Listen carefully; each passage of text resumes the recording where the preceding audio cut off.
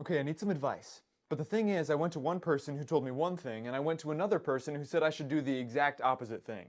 So how do I know whose advice to take?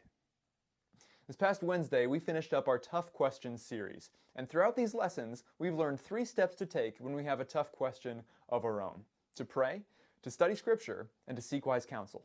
When looking for truth, it's important that we look to the source of truth, to God, and the different ways that He can speak to us, through answered prayers, through His Word, and through His people. We can actually find this kind of situation about advice in the Old Testament. 1 Kings chapter 12 tells the story of a man who has a big decision to make, but he's stuck between 2 pieces of advice.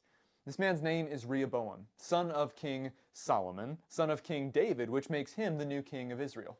Because he's brand new to this whole king life, he has to decide what kind of first impression he wants to make on his kingdom. The people come before him and ask if he's going to be a harsh leader like his father was, or if he's going to lighten their load. He asks them to give him 3 days to respond so he can consider his options. First, he went to the older leaders who served his father, and they told him that he should try to serve his people to gain their trust. But next, he went to the guys who were closer to his age, and this is what they told him in 1 Kings 12, 10 and 11.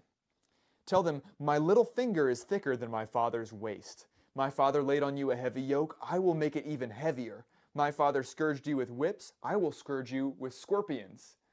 That's quite the image. These men exaggerate some to show how Rehoboam should really flex his power and make the people submit to him. And guess whose advice he took? Fast forward to the end of Rehoboam's life, and the Bible sums it all up by saying that he did evil instead of seeking God. Seeking wise counsel is important. It's good to ask people's advice on situations that you don't want to handle on your own.